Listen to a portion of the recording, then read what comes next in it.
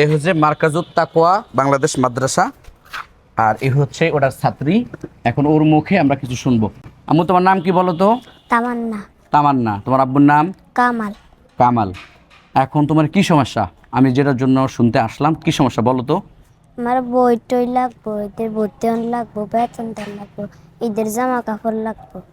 মাশাল্লাহ, মানে তোমার এখন ভর্তি হওয়ার টাকা নেই, ভর্তি হওয়া লাগবে মাদ্রাসায়, এই মাদ্রাসায়। আর বই টইও এগুলো এগুলো কিনে দেওয়া লাগবে, ঈদের জামা কাপড়ও নাই, এগুলোও লাগবে। আচ্ছা ঠিক আছে। এখন তোমার আব্বু কি করে?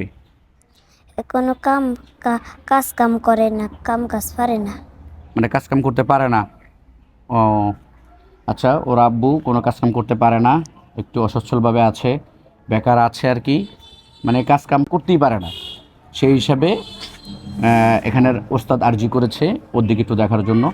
তো আমি ওর কি সমস্যা বা জানার জন্য আসলাম। ঠিক আছে, তাহলে আমি এখন ওর ভর্তির জন্য কয় টাকা? ভর্তির জন্য 2000 টাকা। 1 2 3 4 5 6 7 8 9 10। এই হচ্ছে তোমার ভর্তির 2000 টাকা। নাও, হাতে নাও। এই হচ্ছে ভর্তির টাকা। আর বইয়ের জন্য হুজুর, বইয়ের জন্য 1000 টাকা।